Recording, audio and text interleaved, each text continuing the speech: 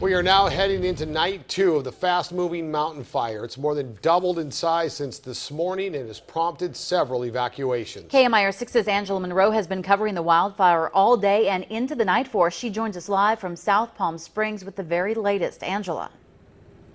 Elizabeth, well, you can no longer see the fire cresting over the mountain behind me. There's no hot spots you can see anymore. But as you can tell behind me, there is a road blockage here at Palm Canyon Drive South.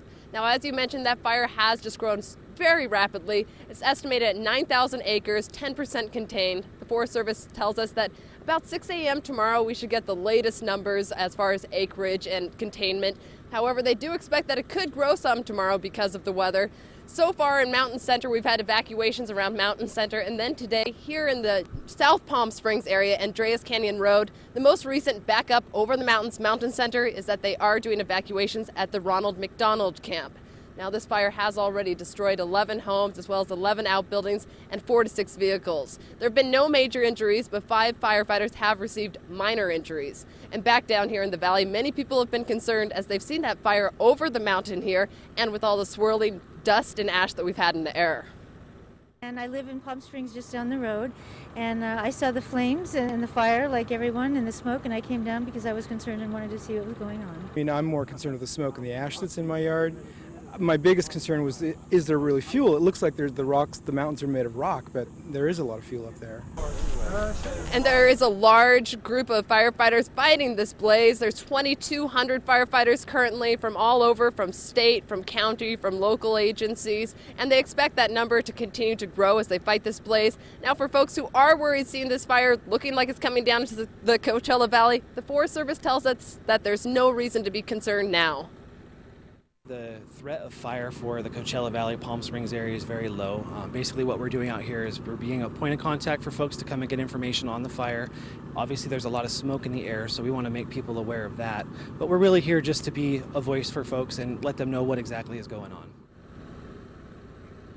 Now, once again, as he said, the big concern out here is the smoke and ash. In fact, I was wearing this out here earlier myself. You may be able to see some of the ash swirling around me now.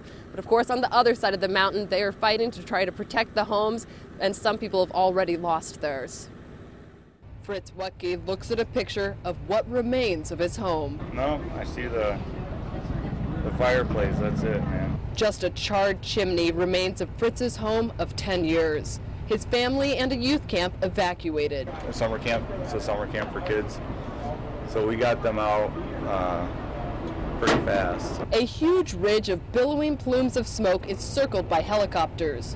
Behind the fire lines, a moonscape of devastation, flame flare-ups and destroyed structures. The mountainside is still burning behind Mountain Center, where several buildings were destroyed. However, firefighters were able to save some, like the town hall behind me, where the fire burned right up until the back step. My heart goes out to those who have lost their home. Catherine is ready to leave on a moment's notice. A building near her home was consumed by flames. About 3 big turns from where we live burned to the ground.